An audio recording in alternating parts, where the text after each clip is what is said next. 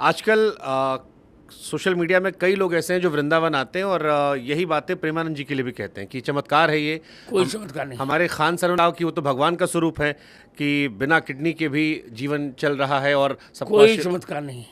चमत्कार यदि है जी तो मैं चैलेंज करता हूँ प्रेमानंद जी, एक अक्षर मेरे सामने संस्कृत बोलकर दिखा दें बस, या मेरे कहे हुए संस्कृत श्लोकों का अर्थ समझा दें। मैं आज खुल कर रहा हूँ जी। वो तो मेरे बालक के समान है जी अवस्था में भी। शास्त्र जिसको आए वही चमत्कार है। प्रेमानंद जी को गलत कह रहे हैं। और प्रेमानंद जी क्यों गलत हैं? क्योंकि वो संस्कृत नहीं बोलते हैं। तुलसीदास जी जिनकी पीठ पर आप स्वयं बैठे हुए हो, उन्होंने भी तो अवधी भाषा में रामचरितमानस लिख दिया। संस्कृत में क्यों नहीं लिखा उन्होंने? क्या संस्कृत बोलना ही विद्वत्ता होती है? क्या गोस्वामी तुलसीदास जी विद्वान नहीं थे कि वो अवधी भाषा में महाकाव्य की रचना कर रहे थे, अवधी भाषा में राम जी के गुणगान कर रहे थे?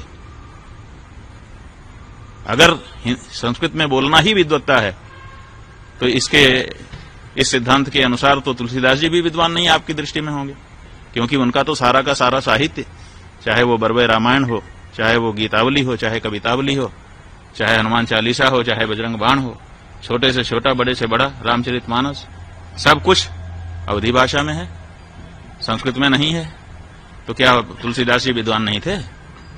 तो ये जो परिभाषा आप लेकर के आए और हमने ये पूछा है कि आप ये बताइए, प्रेमानंद जी महाराज दिन भर राधे राधे श्याम श्याम कह रहे हैं, तो राधे राधे श्याम श्याम ये जो शब्द हैं ये संस्कृत भाषा के हैं कि नहीं, और संबोधन विभक्ति में हैं कि नहीं?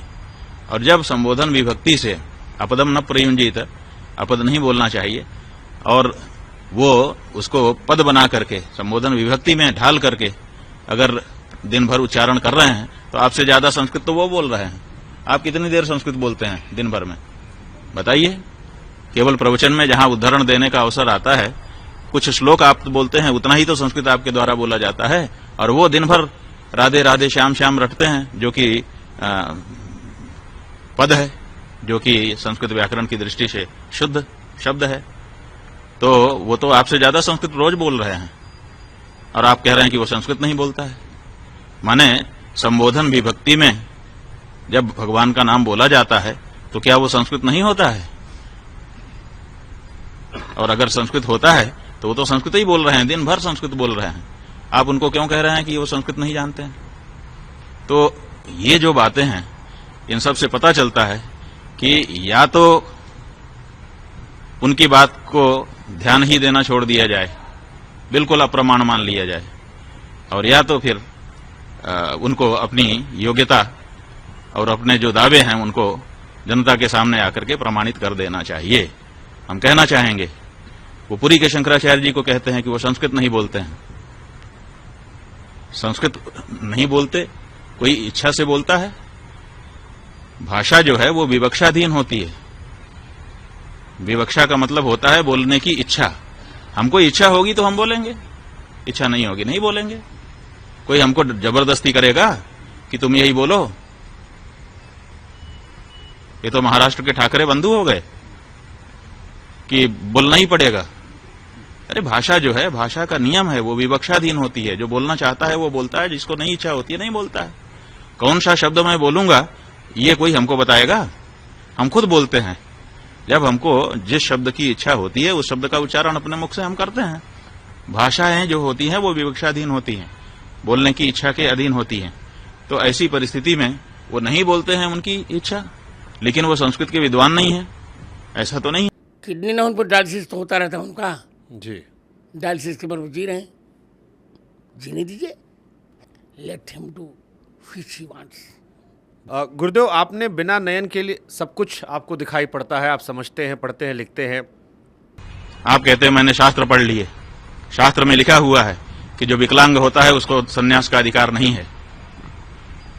उसके बाद भी आप दंड लेकर के सन्यासी बन करके घूम रहे हो लोगों के सामने। क्या वो पंक्ति आपकी दृष्टि में कभी नहीं आई? अंग विकलः। आपको अगर शास्त्र पढ़े होते आप कहते हैं सर्वस्य लोचनम शास्त्रम, बिल्कुल सही है।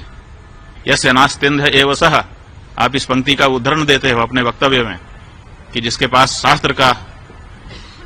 शास्त्र रूपी आंख नहीं है वो अंधा ही है। तो ठीक है, आपके पास ये भौतिक आंख नहीं है, उसके लिए हम कुछ नहीं कहते हैं, वो तो उसके लिए कुछ नहीं कहा जा सकता, उसके लिए आपका हम कोई असम्मान नहीं कर रहे हैं। लेकिन आप ये दावा करते हो कि मेरे पास शास्त्र रूपी आंखें हैं। तो शास्त्र रूपी आंखें हैं तो शास्त्र रूपी आंख ने तो बताया है कि जो अंग विकल हो उसको संन्यास नहीं धारण करना चाहिए। तो आपने कैसे धारण कर लिया है? शास्त्र विरुद्ध कैसे आप सन्यासी बन के घूम रहे हो? बताओ। आप तुलसीदास जी के विरुद्ध हो, आप रामानंदाचार्य जी के विरुद्ध हो, आप शास्त्र के उपनिषद के विरुद्ध हो। देश के सारे सेलिब्रिटी आजकल आते हैं उनके पास। अभी खेसारी जी ने कहा कि सारे सेलिब्रिटी अपनी इमेज चमकाने के लिए उनके पास आ रहे हैं। बिल्कुल सही कहा। खेसारी कहे कि सारा पाप करके लोग आते हैं कि इमेज रिवाइव हो जाएगी। ये परंपरा ठीक है जो खेसारी ने विषय उठाया? ठीक है। देखिए, मैं फिर करने जा रहा हूँ जी ये वृंदावन है, ब्रज अयोध्या है, सब तो हैं। जी मैं प्रेमानंद से द्वेष नहीं रखता हूँ, जी फिर कर रहा हूँ मेरे बालक जैसे। पर मैं उन्हें न तो विद्वान कह रहा हूँ, जी न साधक, न चमत्कारी। और मैं फिर कह रहा हूँ, चमत्कार उसको कहते हैं जो शास्त्रीय चर्चा पर साझगार हो। वो राधा वल्लभी हैं, जी। राधा सुधा निधि के एक श्लोकार्थ भी ठीक से बता दें तो फिर गुरुदेव उनकी इतनी लोकप्रियता अच्छी है। ये लोकप्रियता क्षणभंगुर होती है, थोड़ी दिन के लिए होती है, अच्छी है, जी अच्छा लग रहा है मुझे। ठीक है। पर ये कहना कि चमत्कार, ये मुझे स्वीकार नहीं है। ठीक है। भजन करते हैं जी और पढ़ें लिखें